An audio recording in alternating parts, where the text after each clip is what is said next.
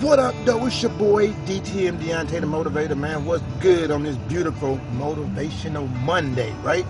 Excuse me, guys. Listen, so we are not only in the fourth quarter of 2016, but we're in like the final minutes of 2016, right?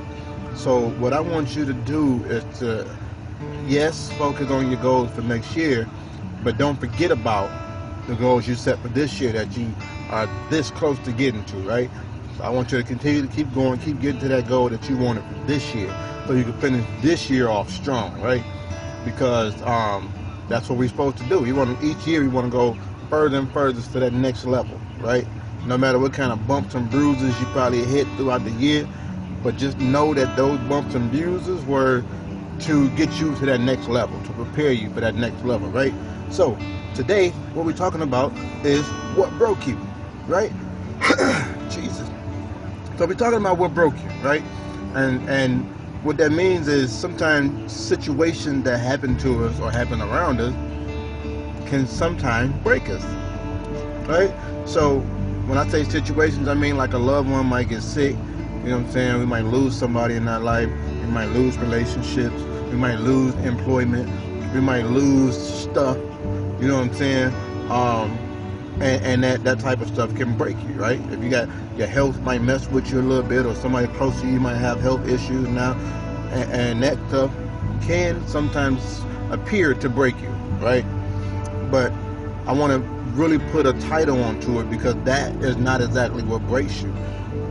What happened to you does not break you, right?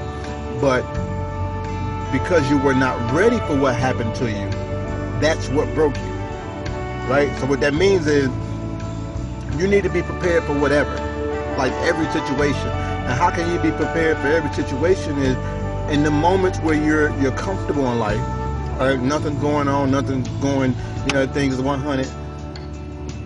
You need to create situations in your head. It's kind of like an airplane, right? So the airplane, when they train the pilot, they do what you call the simulation. And basically what they're doing is they're giving you certain situations that may be possible to happen while you're in the air, and trying to see how you would handle yourself in those situations, right? What's the best way to make sure that we land this plane safely with all these passengers on there, right? So life is the same way. I mean, you see it in all the businesses and the schools. They teach you at a young age. We do things that are called drill. We do fire drill. We do tornado drill. Sometimes you might see like a hurricane drill, right? And we're here in Michigan. We're less likely to see a hurricane. You know what I'm saying? You're not gonna see too many tornadoes, but we constantly do these drills just in case, so we can make sure that we are in a position to know how to handle ourselves if this does occur, right? So in life, we need to do the same thing. In our relationship, we need to do the same thing. We need to get with our counterparts, our spouses or whatever, and try to create situations that could happen, and then figure out what we would do to overcome that situation, right? So for me, when my mom was diagnosed with cancer, breast cancer, and she's a survivor, it didn't hit me that hard. And the reason being was my grandfather had cancer, right? He didn't survive that. But my aunt, I had two aunts that was diagnosed with cancer, breast cancer, and they both survived. So I was able to put in my head like, okay, if this happened, we should do this, we should do that, we should do this, boom, back. You know what I'm saying? So when the doctor told her, yep, you got it, I was like, bet, let's beat it, right? And there was times when she wanted to be down and she felt like, it was overcoming her, but no, I've been here and I don't even have it, right? So I kept telling her, you got to do it, you got to beat it, let's do it. You got grandkids that want to see you, you want to watch them walk across the stage, so let's go, let's do it, let's do what we got to do to get this going so you can be back great. And that's what I mean by creating situations in your head before it occurs. So another situation with me would have been when my last son was born.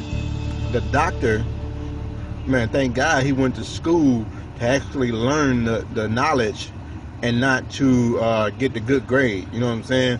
because he was able to, he knew exactly what to do. Now the situation that happened is not an everyday situation.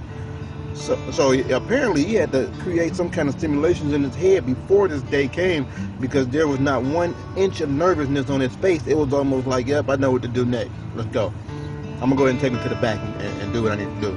And with him being so comfortable, because he knew what he was doing, because he was ready for a situation that had not occurred when he was getting ready. You know what I'm saying?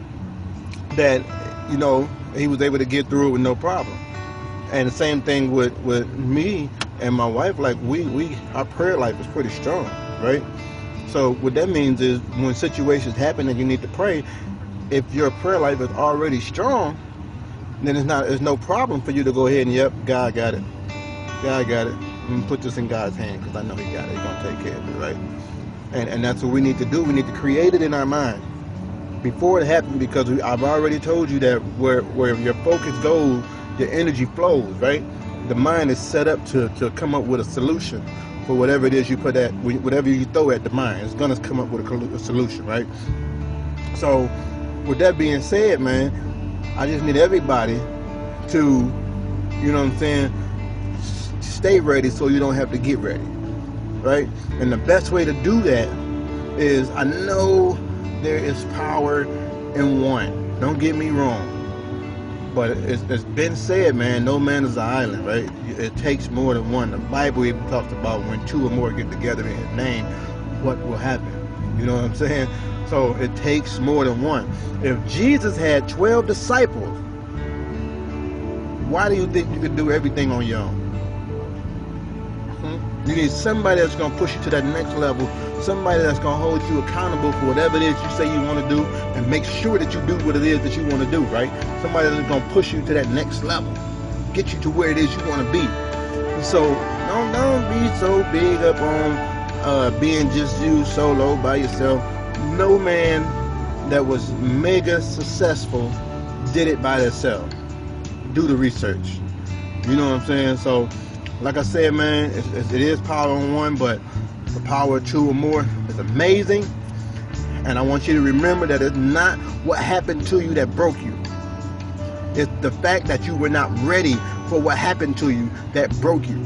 So get ready, stay ready, so you don't have to re-get ready again. Just simulate yourself, man. Get ready for it. Pre-prepare before it happens. Get ready. You know what I mean? It's your boy, man, DTM, Dionte The Motivator, man. I'll get with y'all another day. Peace. 2 of them.